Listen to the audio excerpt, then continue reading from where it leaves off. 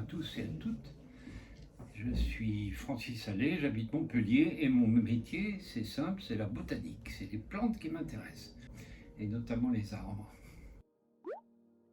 J'ai fait l'université et juste quand je suis arrivé en 5e année, par chance, l'université venait de créer un DEA sur les tropiques. Donc je me suis mis là-dedans. Et voilà, j'ai plus quitté les tropiques depuis. Une sur la renaissance de la forêt primaire en Europe de l'Ouest. Il s'agit de faire revenir une forêt primaire près de chez nous, voilà, entre la France et un pays limitrophe. C'est un projet transfrontalier parce que c'est un projet européen.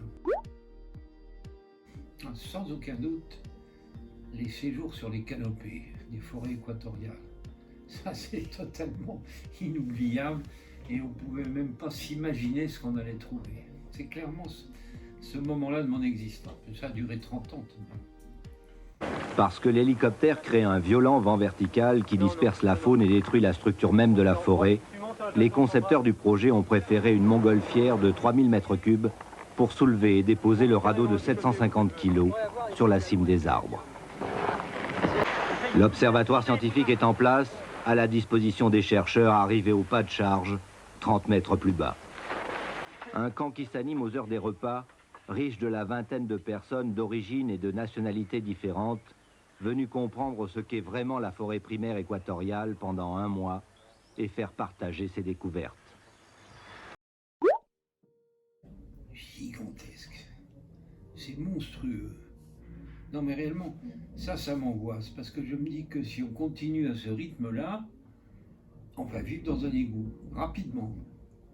Il y a déjà des pays où c'est commencé. Non, c'est très très inquiétant. C'est pour ça que il faut vraiment changer de méthode, changer de technique et faire appel à des idées qu'on n'avait pas avant. C'est le cas de ma forêt primaire. On a pensé qu'on pouvait s'en passer de ces trucs-là, mais c'est dommage, c'est vraiment de ça qu'on a besoin. Si on veut que la dégradation de notre environnement s'arrête, il va falloir nécessairement changer nos mœurs. C'est dans la tête, hein.